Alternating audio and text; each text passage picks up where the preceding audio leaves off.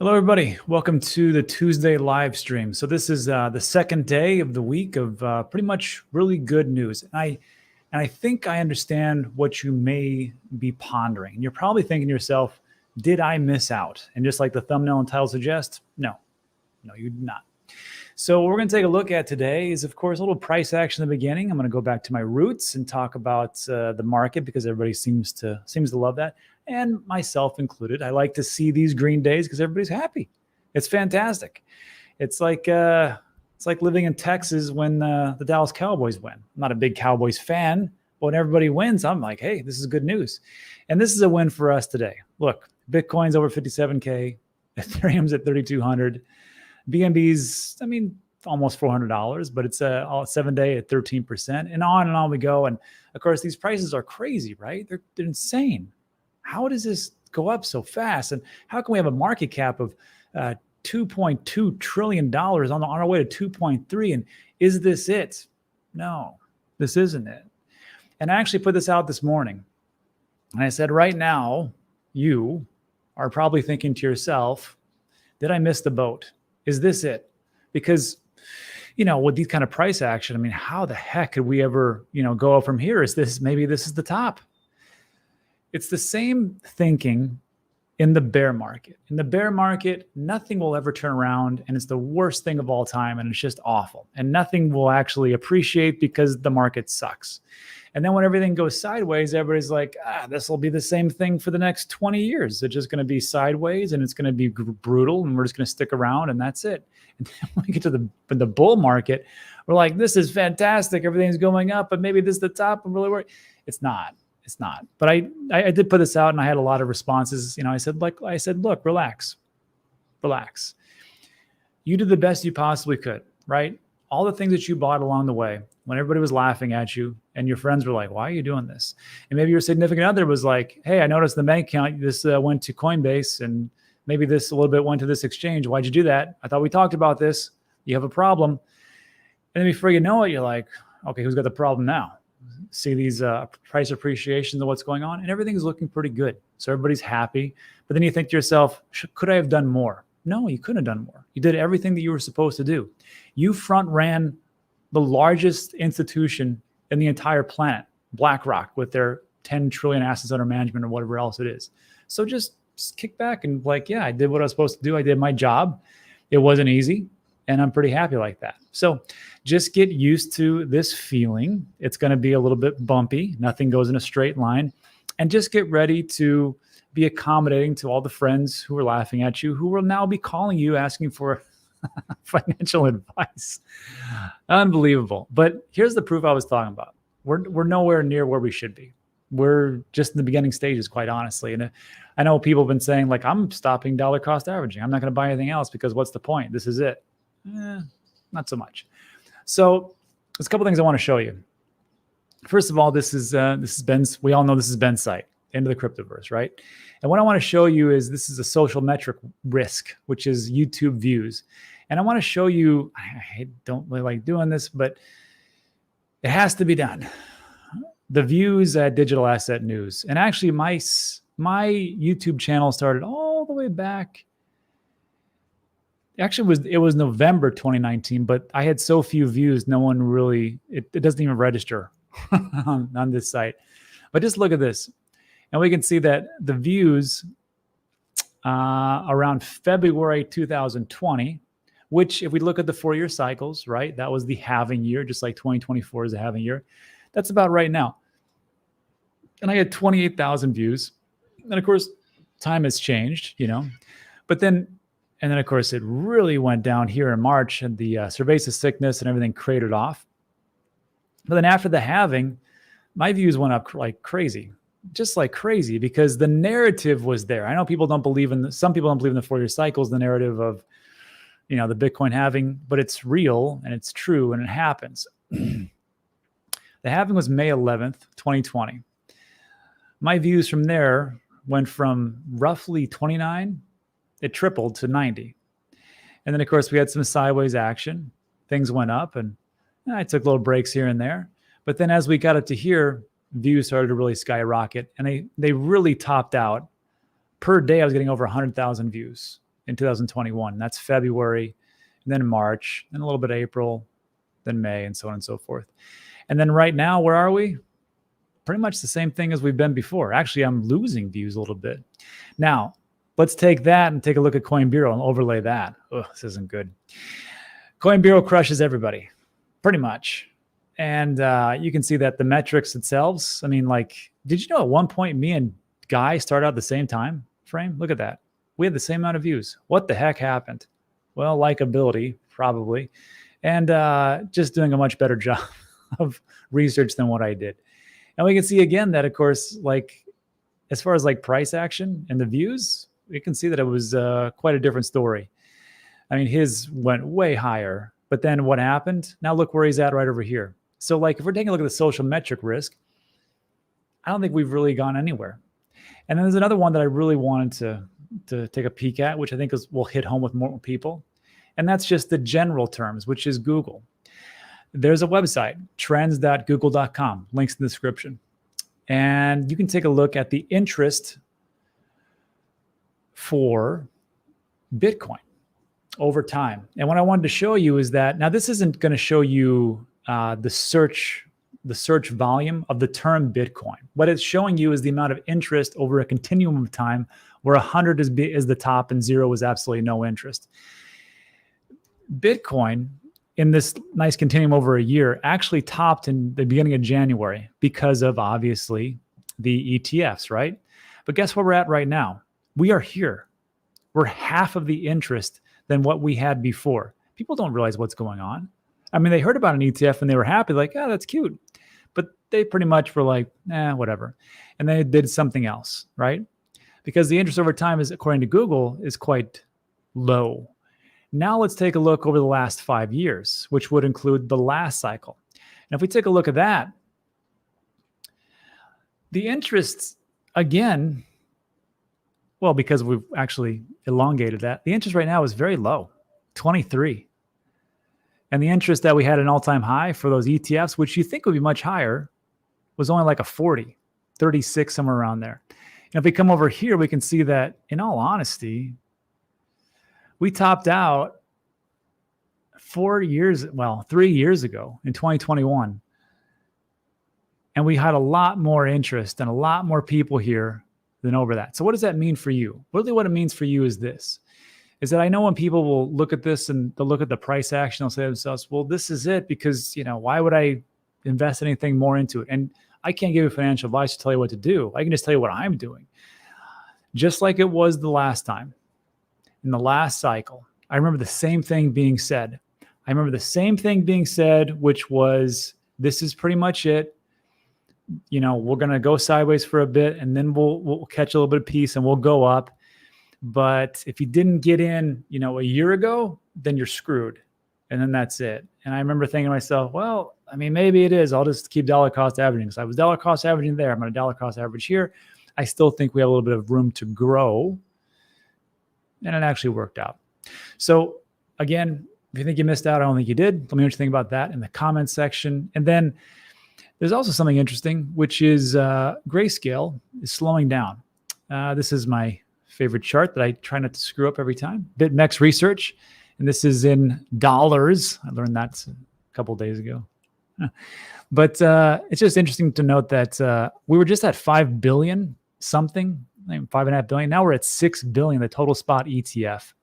And what I want you to notice is that this column on the far right, the Grayscale column, today is the lowest outflows Grayscale has had in the entire time of when the spot ETF started.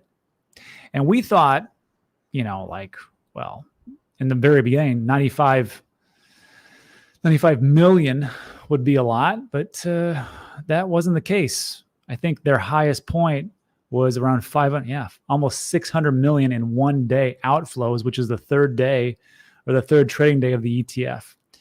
And as of yesterday, 26th of February, it was the lowest day. So it seems like they're running out of steam. If you take a look here, it went, there was a big jump here, 200, but then it went on Thursday to 55, on Friday to 44, And just yesterday, only 22 million. And we can scroll over here to see who are the big players. Well, BlackRock in the first section here is 111 million, but look at Fidelity, 243 million, which again gives us a nice a $500 million in one day. Is that the most? Wow. That's actually the second largest day of inflows since the very beginning of the trade, which is 11th of January, 2024. And remember, I think people were calling for that, it wasn't going to really pick up like that, but here we are. I still personally think that people are behind the times and waiting to get in. Could be wrong. We'll see. But that also leads me to MicroStrategy. Just on the 25th, what was that? I guess that's a Sunday. It's kind of weird. Well, not really. MicroStrategy has acquired an additional 3,000 Bitcoin for $155 million and an average price of $51,000 as of February 25th. Today is the 27th, right? 27th, 26th. That's what's great about Saylor picking up Bitcoin. He doesn't have to wait for the ETFs to open up. It's not traditional finance. He just goes to the exchanges, goes right to Coinbase, picks up whenever he wants to, sells whenever he wants to, which he hasn't sold anything now, but can do whatever he wants to at any whatever time. And that's the power and beauty of a exchange and not waiting for traditional finance. So that's happening right now. And it got me to think about this. Did you know that every day there's 900 Bitcoin that's being mined? That's it, 900 Bitcoin. So right now you got Michael Saylor swallowing up 3,000 Bitcoin. You got the ETF swallowing up Bitcoin. You got us doing our little minnow games of dollar cost averaging, buying things up. I think this is a really great time actually to be in crypto and digital assets and Bitcoin more specifically. But I also thought about this. If Bitcoin's doing this and Bitcoin is a proxy for MicroStrategy stock, how are they doing as far as with their stock? And then I thought to myself, because they're growing so fast, how far away are they from being included in the S&P 500? Think about that. MicroStrategy, S&P 500. Check this out. The S&P 500, to become part of the index, a stock must meet the criteria, including having a market cap of $14.5 billion or more. Other key requirements: must have a primary listing and be subject to U.S. security laws. That will be MicroStrategy because they are a publicly traded company. And guess what? They're worth $14.7 billion. So I don't know if they're already listed on the S&P 500. Correct me in the comments section.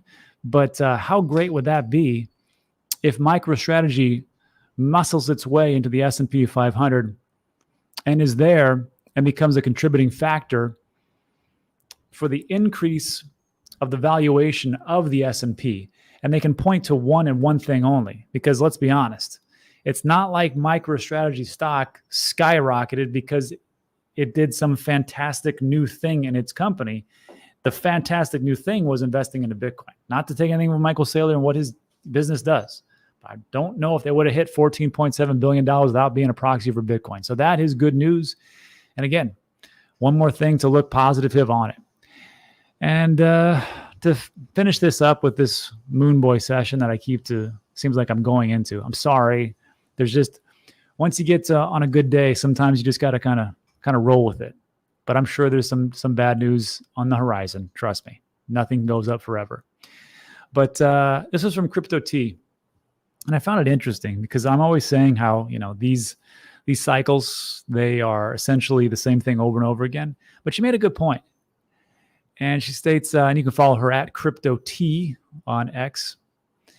She states this cycle is different because the Bitcoin ETF people can't swap to altcoins, and I thought about that. And I said, man, she is absolutely right. I mean, people can swap to altcoins from an ETF. It's a heck of a lot more difficult, especially if they're TradFi people and they probably hear the same stuff from everybody else, which, and the same thing for me too, which is, 99% of crypto is a scam and worthless. Even I say that. So they probably will look at this and go, maybe I'll just hold on to Bitcoin because it's going to be great. But it is a good point. And then it really comes to think about, well, what about altcoin season? I don't think we even touched on that yet, but we'll see. But it's something to ponder, something to think about. I still think the altcoins can run, but who knows how much it could be as things are being trapped into the Bitcoin ETF. Anyhow, let me mention think about that. And then to finish this up, there was an article or a piece from CoinGecko. I know people like to talk about airdrops. I do myself. Who doesn't like free money? But this little piece, if you're into airdrops or if these come, it was a good retrospective analysis. But take a look at when to sell your airdrops. And what they found out was that 50% of the time, if you sell within 2 weeks, that's the best time. Other than that, you kind of get screwed. So it says here, when's the best time to sell airdrops? Airdrops to be the best to be within 14 days. And here's some data. Airdrops taking their tokens that reach their highest price returns in the short term include Ethereum name service went up 73% by day 2. And you'll notice something about this. The numbers the second day, 73% by day 2. And that's, I think, like a lot of listings, especially on DEXs. When you get into DEXs and start to look at listings, it seems like they'll go straight scary crazy in the first couple of hours, 24, maybe 48, but then you'll always, not always, but most of the time see them drop off. But same thing happened with ENS, X2Y2 did 121% by day 2, Blur 90% in 6 days, Looks Rare almost 200% in day 10, and then Arbdoge, whatever the heck that is, did 4x by 2 weeks. And then other ones include Jito, which would be the Solana DEX, did 43% by day 2. When, another meme coin, essentially airdrop on Solana, did 37% by day 3, 75% by day 10 for Dimension, all this stuff. But then it breaks it down that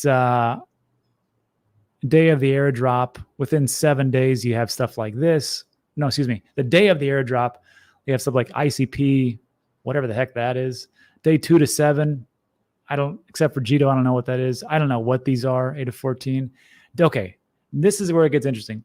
15 to day 100, you got ApeCoin. I can see that.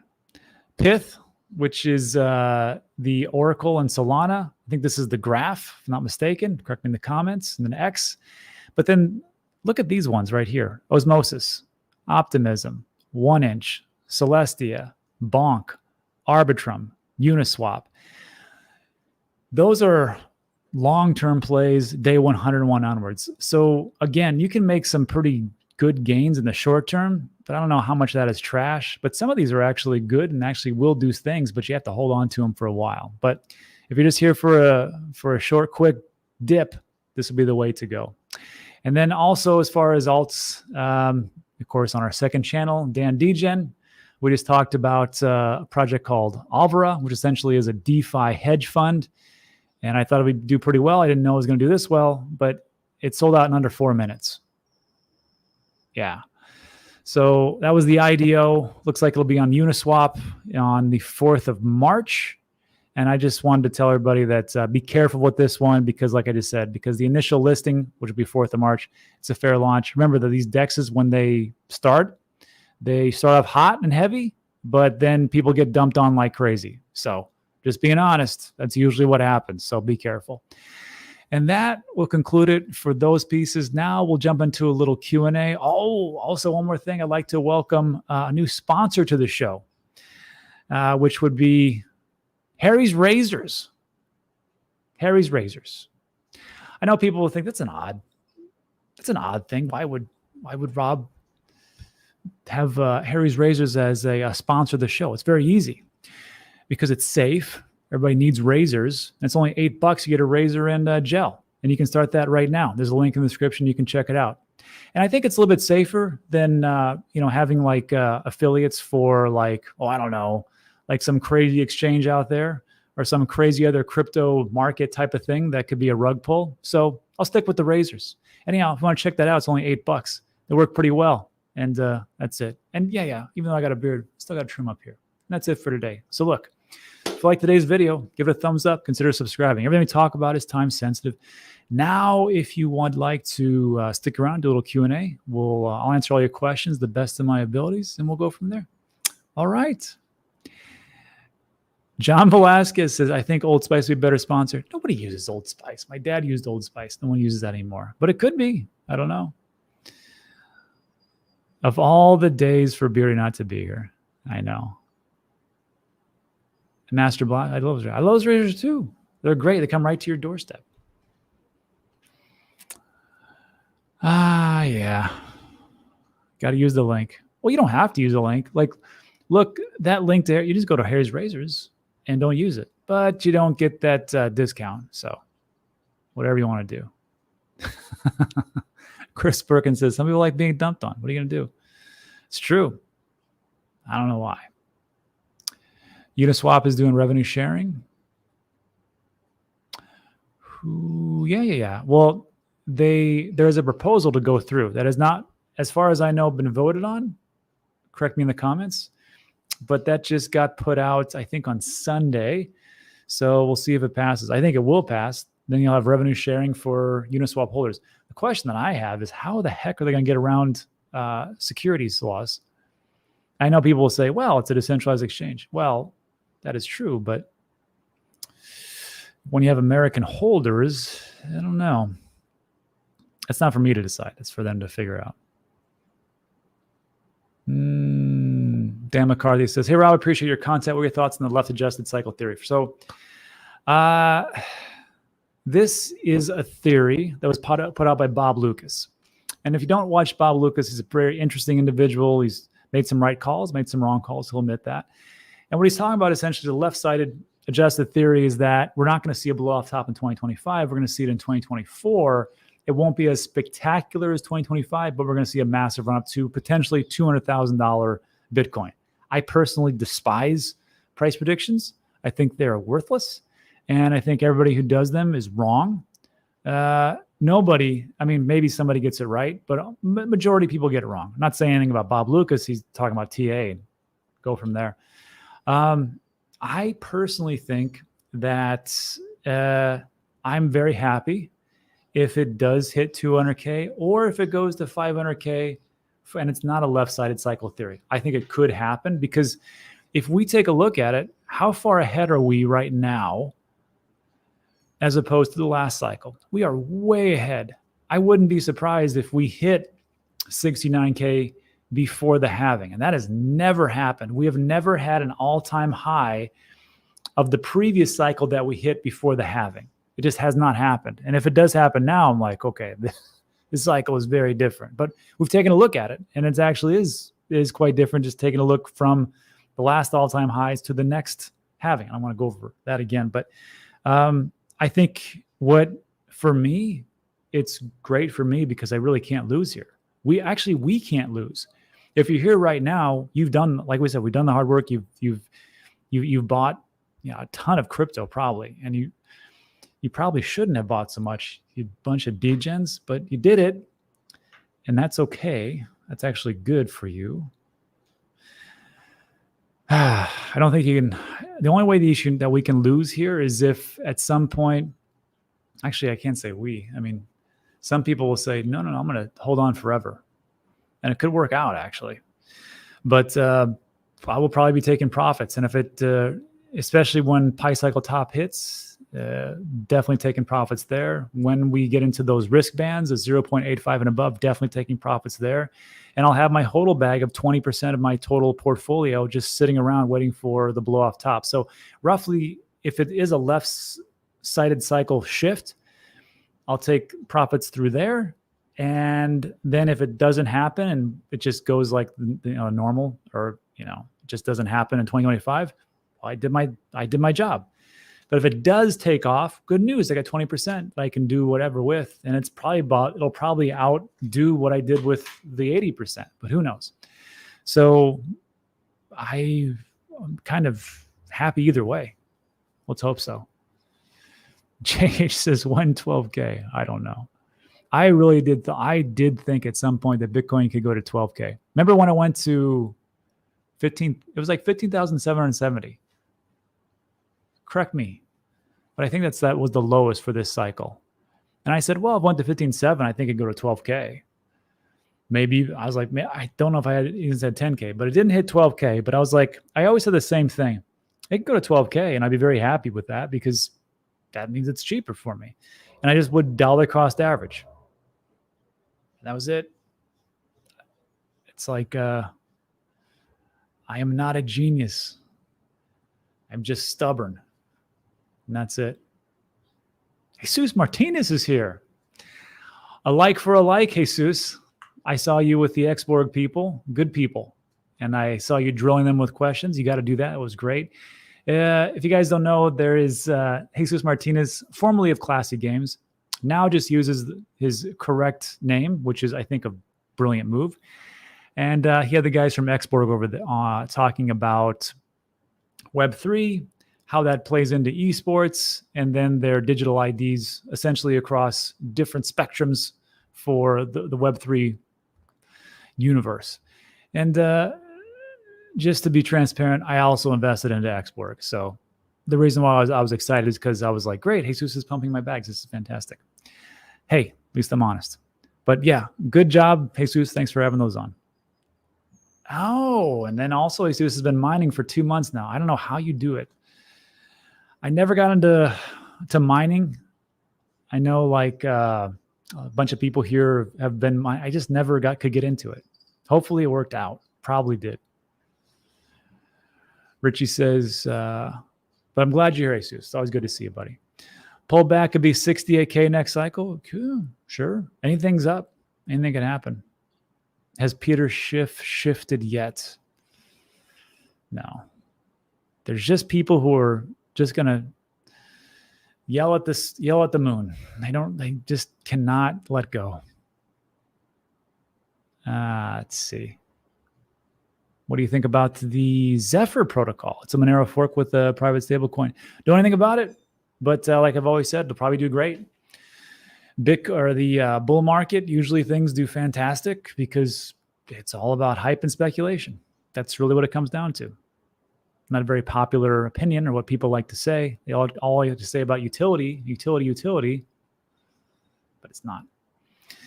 It's a factor. The catacombs. Bully 2, Mr. Yeah, it doesn't feel right to be this bullish this early. That's for sure. A lot of bullishness. I should have thrown in a negative article, but it was very hard to find. I don't know. Should have talked about Putin and talking about World War III and NATO and the advancement of troops. That's what I should have done. That would have hopefully brought everybody back down to earth.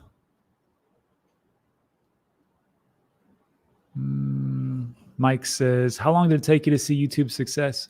I don't know what success, I think the biggest success, I remember the day that I did a live stream and there was more than 10 people. I was like, this is awesome. And it's good because I got more than my family just listening to me on crypto. That was probably the big day. After that, it's all a blur. I can tell you the lows of YouTube. It was coming on here and talking and telling everybody that Celsius collapsed. And the second one, which was 2 weeks later, to tell everybody that Voyager collapsed. And those were the hardest. I don't really think too much about the success. I always think about the screw ups more than anything else. And I always try to make sure I never forget those, which is not hard to do. But those are the ones that really drive me more than anything else. So I don't screw up as much as I used to. And I'd be more cautious. And I try to remind people constantly about the things of what they should and maybe shouldn't do and talk about the rules, that type of thing. Yeah. It's a good question.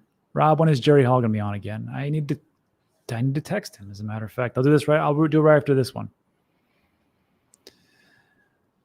Amy Johnson softball. Now the bull market is here. Amy's here. I was here. Yeah, we were all here. Hey, Sue, I remember talking. Yeah, man, these rugs, wormhole attacks, and everything else in between. I remember these days. I mean, that's why crypto is a great platform. It's going to revolutionize everything. But to get there is a lot of heartache. A lot of heartache. Reason I left DeFi, I don't blame you. Luna, I remember that. Thank God I didn't talk about that. That was another horrible one. Jerry V. Hall, not Mick Jagger's girlfriend. Yes. No, man, this channel helped me through the bear. That's all. That's what this channel is really good for, right? I think that's what helps, right? No one needs a pep talk in the bull market, do they? Like, hey, congratulations, Bitcoin hit XYZ. You did a good job of going 20% up in a week, not knowing what the hell you're doing. No one needs me for that. No one needs anybody for that. I think everybody just needs a little pep talk here and there in the bear. That's what really, I think, helps. And then, of course, I think what really helps is, because I don't know what the next scam is. I don't know what the next shoe to drop is, but I know it's going to happen. It happens all in every single bull run. I don't know what the next Voyager, Celsius, BlockFi, Mount Gox. I don't know what it is, but it's going to happen. And I think that's the thing to watch out for.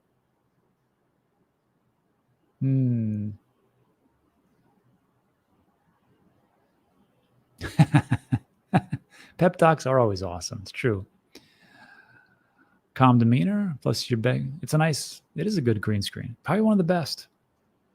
Except for Digital Dave. That's the only one guy. I despise that guy because he has the best green screen. It looks like he's in Thailand. Don't let him fool you. He's in his mom's basement. Yep. Those Fiverr green screens, they're pretty good. What do you think about Say? I think my cool wallet. I like my cool wallet. What do you think about Say? I don't own it. I haven't really looked into it. I know people are really bullish on it. And again, we'll probably do great. I should probably pick some up. But remember, guys, I got I think now probably over 80 different cryptos. I mean, there's only so much that I can really absorb. I am the top 100, essentially. And that's not true. I have a lot of that are in like the 300s and 400s and 500s. I got things that aren't even listed yet. Crazy, I know.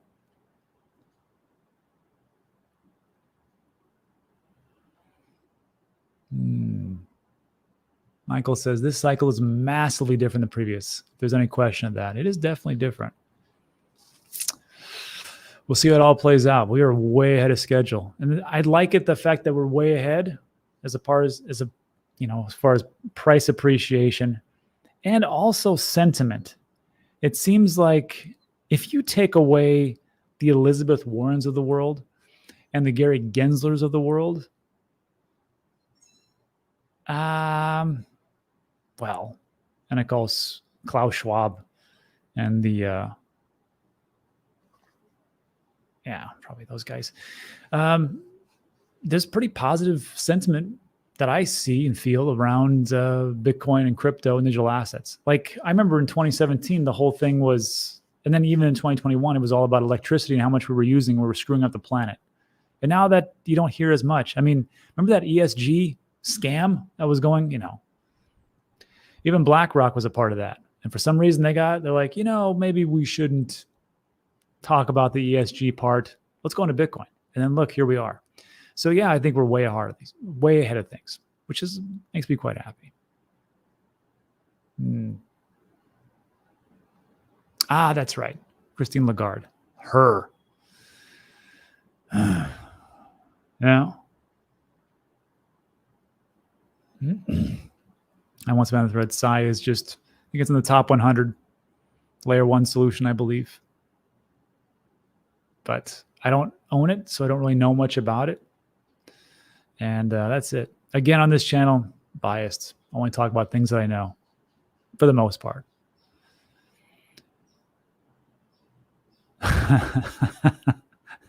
Karen's.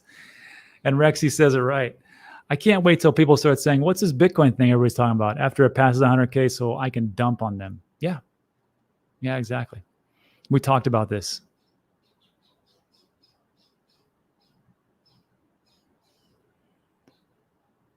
I think that's it, everybody.